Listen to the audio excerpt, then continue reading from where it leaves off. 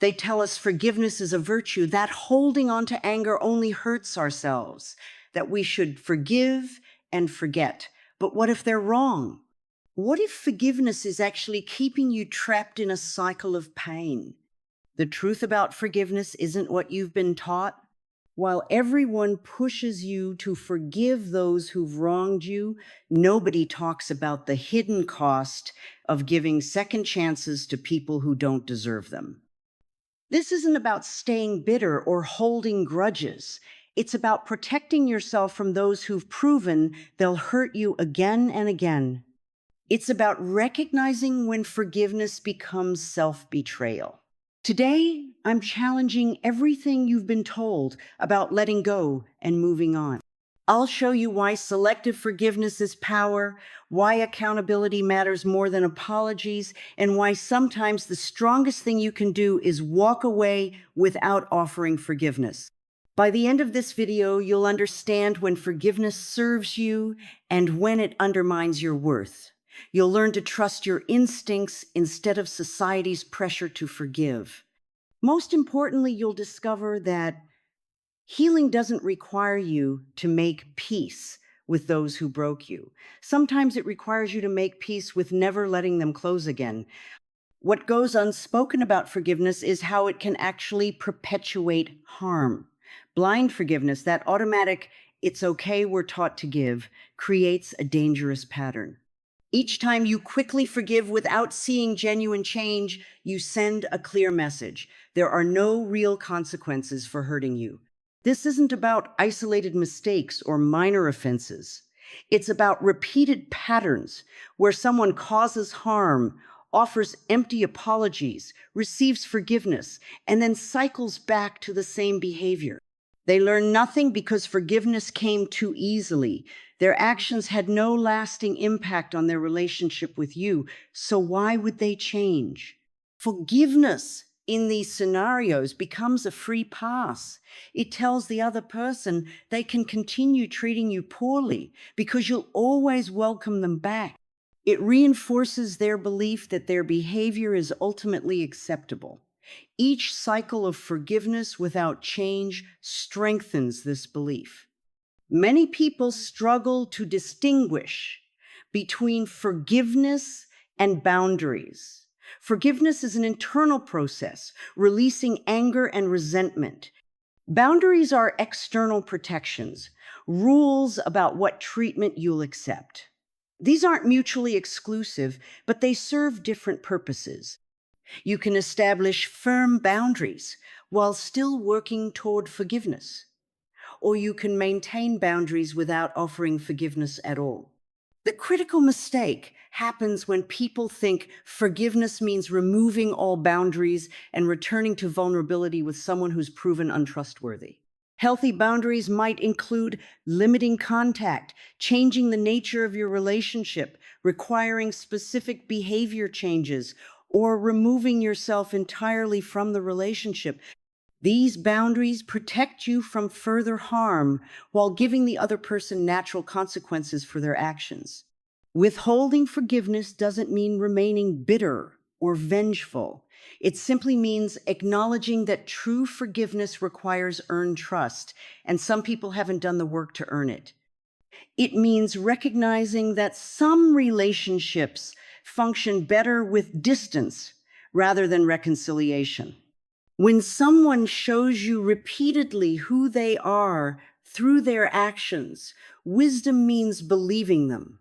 Forgiveness without discernment becomes self-sabotage.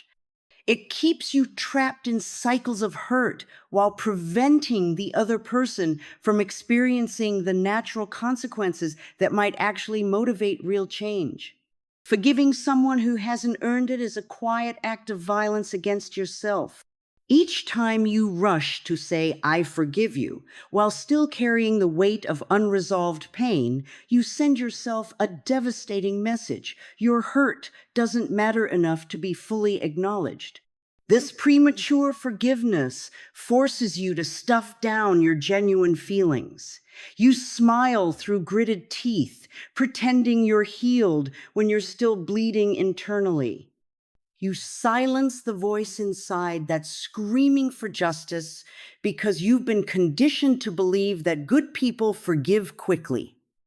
This internal conflict creates a profound disconnect between what you truly feel and what you allow yourself to express. Pain demands to be felt. When you bypass your natural emotional process to reach forgiveness faster, those suppressed feelings don't simply disappear. They burrow deeper, manifesting as anxiety, depression, or physical symptoms. Your body keeps the score even when your words say otherwise. Every time you forgive someone who shows no real remorse or change, you chip away at your relationship with yourself. You teach yourself that your boundaries are flexible, your pain is negotiable, and your dignity is optional. This erosion of self-respect happens gradually, often without conscious awareness. What makes this particularly insidious is how society rewards this self-betrayal. You'll be praised for being the bigger person while simultaneously dying inside. People will admire your capacity for forgiveness while being completely unaware of how much it's costing you. True self-respect requires honoring your emotional reality. Sometimes this means acknowledging that you're not ready to forgive, and that's perfectly valid. Sometimes it means recognizing that certain actions may never deserve your forgiveness, and that's your right to decide. Authentic forgiveness only becomes possible after you've fully acknowledged and processed your pain. It can only exist alongside healthy boundaries and genuine accountability. Anything less isn't forgiveness, it's surrender. Refusing to forgive prematurely isn't about being bitter or vengeful. It's about being honest with yourself. It's standing firmly in your truth rather than abandoning yourself for someone else's comfort. It's recognizing that sometimes protecting your peace means withholding forgiveness until it genuinely aligns with your inner truth, or accepting that for some betrayals, that alignment may never come. People don't change when they're comfortable. This fundamental truth explains why quick forgiveness often prevents genuine transformation. When someone hurts you and receives immediate forgiveness without facing meaningful consequences, they learn nothing except that their behavior is ultimately acceptable. Genuine accountability requires discomfort. It demands facing the reality of how one's actions have impacted others. It means sitting with the knowledge that trust has been broken and cannot be instantly restored. This discomfort serves as powerful motivation for actual change, but only if it's allowed to exist.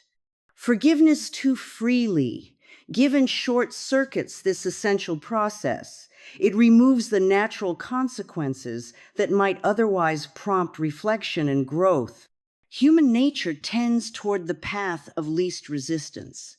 If someone can hurt you, apologize quickly, and return to normal without doing any real work, why would they invest in the difficult process of changing their behavior? Consequences aren't punishment, they're feedback. They communicate clearly what will and won't be tolerated. They establish cause and effect in relationships. Without them, patterns of harmful behavior continue indefinitely because there's no incentive to change. Withholding forgiveness creates necessary space for this accountability process to unfold. It signals that reconciliation must be earned rather than automatically granted. It demands evidence of change before trust is restored. This isn't about revenge, it's about respect for yourself and for the relationship.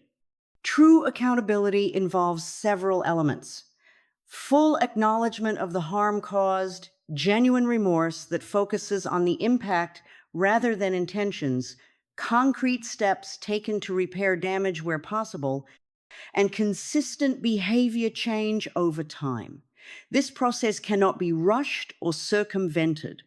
When someone has caused significant harm, forgiveness might be the final step in a long journey rather than the first.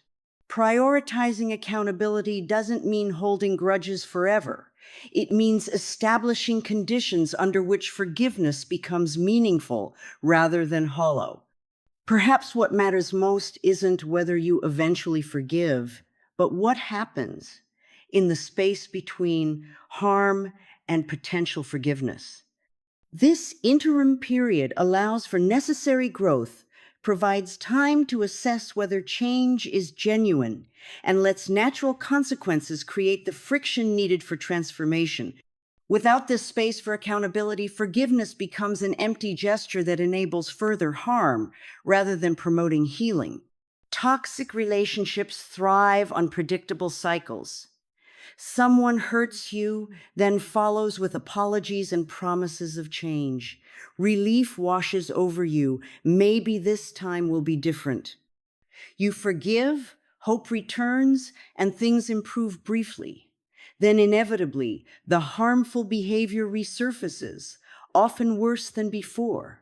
This pattern repeats endlessly unless something disrupts it. What makes this cycle particularly dangerous is how it creates intermittent reinforcement, one of psychology's most powerful conditioning tools. Those brief periods of improvement after each apology act like random rewards, keeping you hooked and hoping. Each cycle strengthens neural pathways that make leaving increasingly difficult. Manipulative people instinctively understand forgiveness can be weaponized.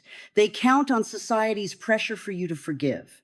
They know phrases like, "If you really love me, you'd forgive me," or "I thought we were past this," will trigger guilt. They're banking on your desire to be compassionate and your fear of being seen as bitter or unforgiving.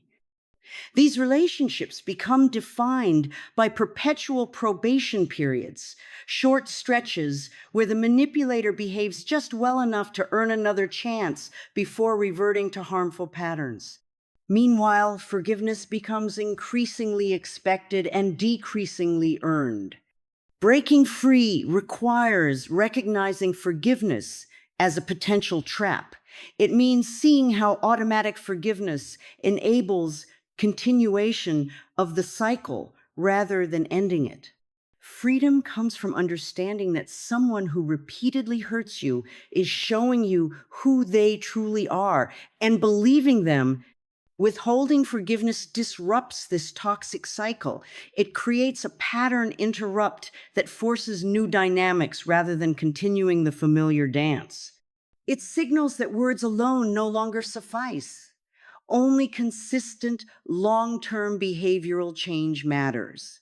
Many people caught in these cycles worry that refusing forgiveness means they're bitter or vengeful. This fear keeps them trapped. Recognizing the difference between healthy boundaries and vindictiveness is crucial. Withholding forgiveness isn't about punishment. It's about protection. True healing often requires physical, emotional, and sometimes even legal distance from toxic people. It means accepting that some relationships cannot and should not be saved. It requires grieving what you hoped the relationship could be while accepting what it actually is.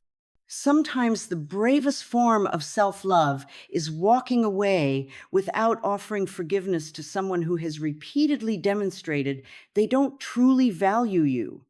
One of society's most damaging myths is that healing requires forgiveness. This false narrative creates unnecessary pressure and often keeps people stuck in pain longer than necessary. Countless individuals struggle with guilt because they can't genuinely forgive someone who deeply hurt them. Mistakenly believing this inability blocks their healing journey. Truth is, Healing and forgiveness are entirely separate processes. Healing centers on you, processing emotions, rebuilding self-trust, finding meaning in difficult experiences, and creating safety. Forgiveness centers on your relationship with the other person. These paths may intersect, but neither requires the other. Many people achieve profound healing while never forgiving certain wrongs against them. They've processed their emotions, integrated their experiences, and moved forward with their lives, all without offering forgiveness to someone who hasn't earned it. This isn't failure, it's an equally valid path. Moving on without forgiveness means shifting focus from the relationship to yourself. It means channeling energy toward what serves your well-being rather than forcing emotions that don't authentically exist. It means respecting your truth rather than performing forgiveness to meet others' expectations.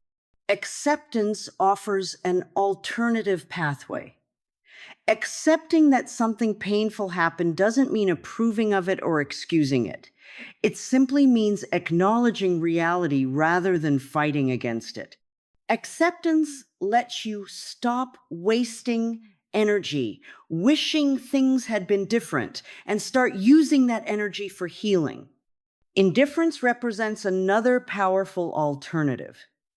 True healing often manifests as emotional neutrality toward people who once hurt you deeply. When someone no longer evokes strong emotional reactions, positive or negative, you've reclaimed your power regardless of whether you've forgiven them. Boundaries provide yet another path, creating clear limits around who has access to you and under what conditions protects your well-being without requiring forgiveness.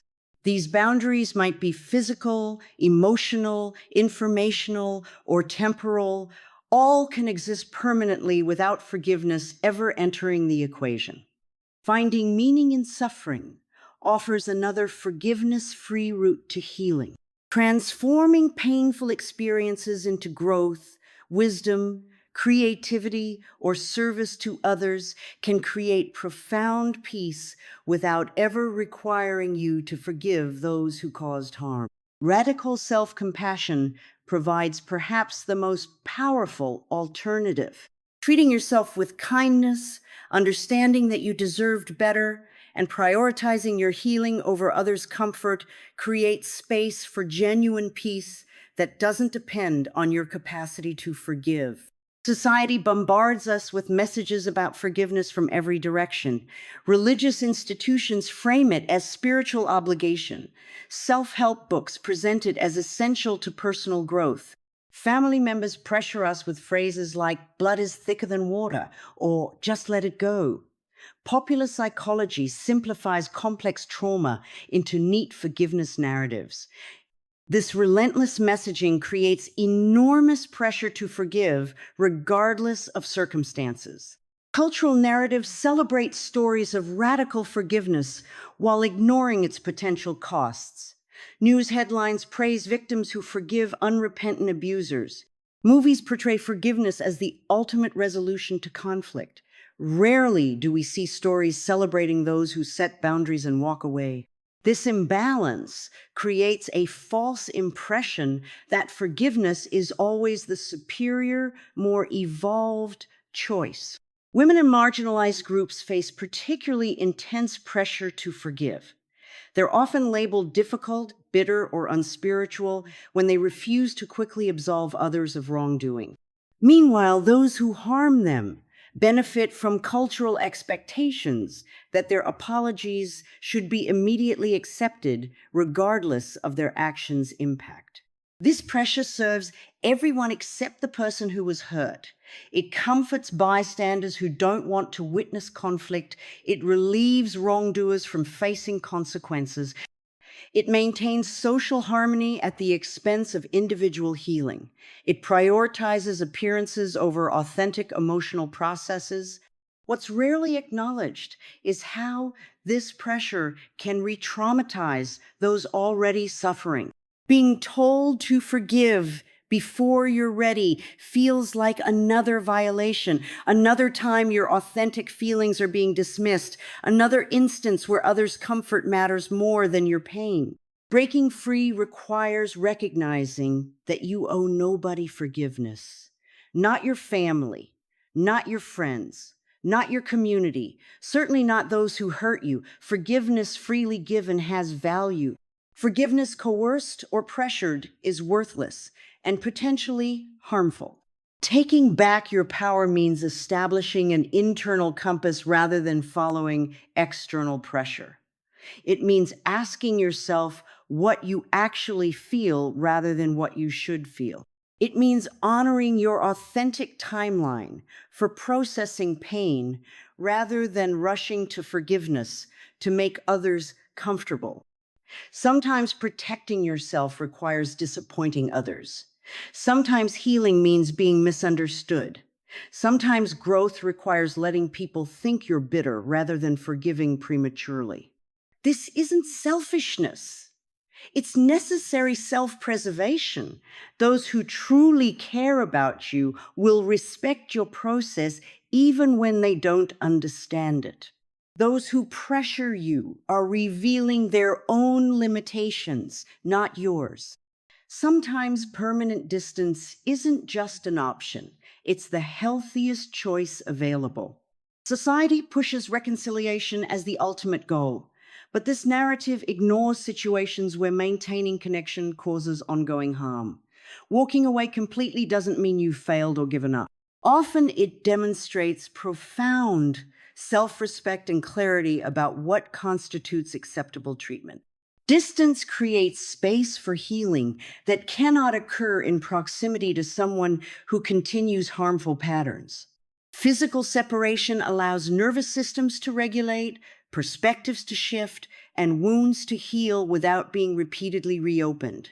Time spent apart often reveals just how much energy was being drained by dysfunctional relationships. Contrary to popular belief, relationships don't inherently deserve preservation. Their value lies in what they bring to participants' lives. Relationships that consistently diminish well-being, damage self-worth, or threaten safety have negative value regardless of their longevity or social importance.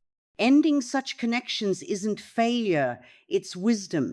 Many people resist creating distance because they believe it means holding grudges. This misunderstands the purpose of separation. Distance isn't about punishment or revenge, it's about protection and peace. It's not something done to others, but rather for yourself. Some relationships function better with carefully maintained distance. Limited contact, clear parameters around engagement, and firm boundaries about acceptable topics can transform destructive relationships into manageable ones. This structured distance often proves more sustainable than cycles of closeness and conflict. Every boundary you establish communicates what you will and won't tolerate. When someone repeatedly crosses those boundaries, increasing distance becomes logical consequence rather than emotional reaction. This distance might be temporary while watching for evidence of change, or permanent when patterns prove fixed. Families present particular challenges around forgiveness and distance. Familial bonds come with expectations of unlimited second chances regardless of behavior. Breaking free requires recognizing that sharing DNA doesn't grant rights to mistreat you. Family relationships, like all others, must earn their place in your life through mutual respect. Sometimes forgiveness happens across distance rather than in reconciliation. Many people discover they can release anger and resentment without resuming relationship. This remote forgiveness serves your healing without exposing you to further harm. It acknowledges that forgiving someone doesn't obligate you to trust them again or welcome them back into your life. Distance without forgiveness isn't bitter, it's brave. It honors both past harm and future potential by refusing to pretend that nothing happened while simultaneously refusing to remain trapped in anger. It creates space for new connections free from old patterns. Forgiveness isn't an unlimited resource to be distributed freely to anyone who asks. It requires emotional energy, vulnerability, and risk, all precious commodities that deserve careful allocation. Becoming selective about who receives your forgiveness isn't cold or calculating. It's necessary discernment in a world where not everyone values what you offer. People earn forgiveness through consistent patterns, not isolated incidents. Single mistakes followed by genuine accountability demonstrate character worthy of second chances. Repeated harmful behaviors, punctuated by hollow apologies, reveal something entirely different. Watching patterns over time provides essential data about who genuinely deserves your forgiveness and who will simply exploit it. Certain factors make forgiveness more worthwhile: demonstrated capacity for growth, willingness to sit with discomfort, respect for boundaries during reconciliation, and patience with your healing process. Absence of these qualities signals high likelihood of repeating harmful patterns, making forgiveness potentially self-destructive rather than healing. Relationships exist on an investment spectrum. Some merit significant emotional investment, including multiple attempts at forgiveness. Others deserve only minimal investment with stricter conditions for earning trust. This isn't about ranking people's value, but rather assessing compatibility with your well-being based on demonstrated behavior. Power dynamics significantly impact forgiveness calculations. When substantial power imbalances exist, boss, employee, parent, child, abuser, victim, forgiveness requires additional scrutiny. Those with power advantage often expect forgiveness without accountability precisely because they can. Resisting this expectation requires courage, but protects essential boundaries. Forgiveness functions differently across relationship categories. Family members, intimate partners, close friends, colleagues, and acquaintances each warrant different forgiveness thresholds based on relationship depth and impact potential. What's unforgivable from a spouse might be easily forgiven from a casual acquaintance. Energy preservation represents another crucial factor in selective forgiveness. Some relationships consistently drain more energy than they provide. Forgiving repeatedly in these contexts creates sustainability issues for your overall well-being. Protecting your energy means directing forgiveness toward relationships that reciprocate care rather than those that repeatedly harm. Second chances reveal much about character, but third, fourth, and fifth chances reveal even more about both parties. Someone requesting endless forgiveness without behavior change demonstrates entitlement. Someone granting endless forgiveness without requiring change demonstrates boundary issues. Breaking this pattern requires courage to be selective, even when others label you harsh or unforgiving. Selective forgiveness ultimately creates space for relationships that truly deserve your investment while releasing those that repeatedly demonstrate incompatibility with your well-being. Forgiveness isn't a virtue when it becomes self-betrayal. True strength isn't found in unlimited forgiveness, but in knowing when to withhold it. Every time you refuse to forgive someone who hasn't earned it, you affirm your worth and protect your future. Walking away isn't giving up, it's choosing yourself. Healing doesn't require reconciliation. Moving forward doesn't demand forgetting. Your peace matters more than making others comfortable with quick forgiveness. Some relationships deserve distance rather than forgiveness. Some apologies merit skepticism rather than acceptance. Some people have permanently lost the privilege of your trust through their repeated actions. This isn't about carrying bitterness. It's about carrying wisdom. It's recognizing that forgiveness, like trust, must be earned through consistent actions, not merely requested through convenient words. You deserve relationships that honor your boundaries, respect your dignity, and contribute to your well-being. Anything less isn't worth your forgiveness.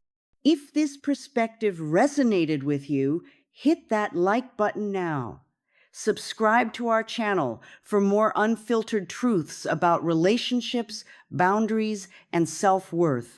Your support helps us continue creating content that challenges conventional wisdom and empowers authentic living.